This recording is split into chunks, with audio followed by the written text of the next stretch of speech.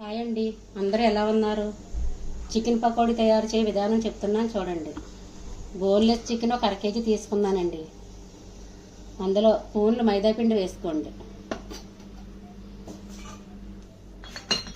తర్వాత చిటికెడు పసుపు,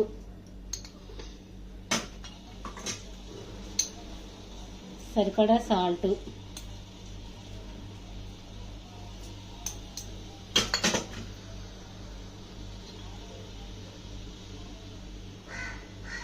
స్పూన్నర కారం,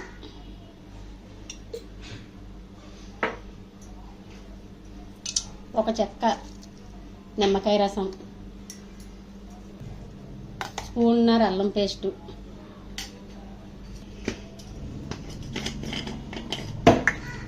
ఒక స్పూన్ మసాలా పౌడర్ అండి.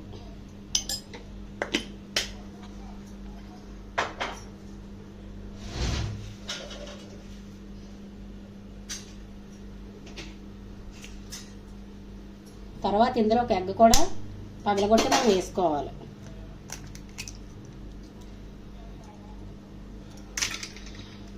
ఈ మిశ్రమాన్ని మనం బాగా కలుపుకోవాలి. ఏ విధమైన కలర్ అది వేయట్లేదు, ఓన్లీ మన ఇంట్లో ఉన్న వస్తువులు వేసాను.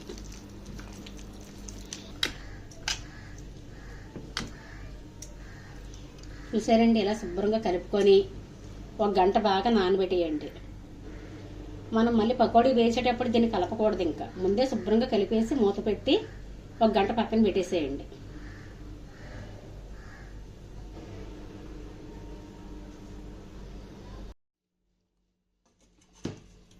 చూసారా, బాగా గంట అయిందండి, బాగా నానిపోయింది చికెన్. ఇప్పుడు వేపు చూపిస్తున్నాను చూడండి. స్టవ్ మీద పెనం పెట్టి నూనె వేసుకొని నూనె బాగా వేడెక్కాక ఈ ముక్కల్ని మనం ఇలా తీసి వేసుకోవడమేనండి.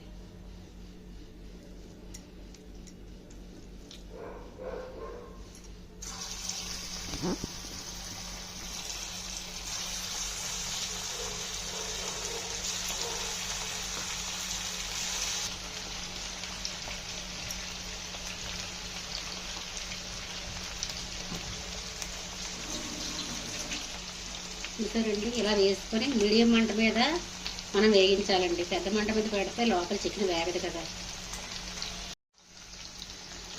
ఇలా ఒకసారి వేయించుకోండి.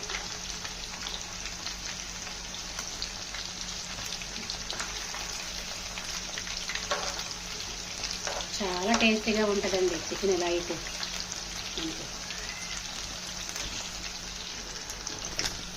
ఇందులోకి మనం జీడిపప్పు కూడా వేపుకొని దీని పైన జల్లుకొని తింటే చాలా బాగుంటుందండి. జీడిపప్పు, పచ్చిమిరపకాయ ముక్కలు, ఉల్లిపాయ ముక్కలు కలిపి తింటే చాలా టేస్టీగా ఉంటుందండి. ఇలా కొంచెం సిమ్లో పెడితే మనం అలా వేయించుకోవాలి. కొంచెం సమయం పడుతుందండి ఇది, ఎందుకంటే లోపల చికెన్ అది ఉడకాలి కదా. మరి ఇలా సిమ్లో పెట్టి దోరగా వచ్చే వరకు వేయించుకుంటే చాలా చాలా బాగుంటుంది. మామూలుగా అయితే మైదా పిండితో పాటు కార్న్ఫ్లవర్ కూడా యూజ్ చేస్తారండి. అదంత హెల్త్కి మంచిది కాదు కాబట్టి దీని కార్న్ఫ్లవర్ వాడలేదు, ఓన్లీ మైదా పిండి వేసాను.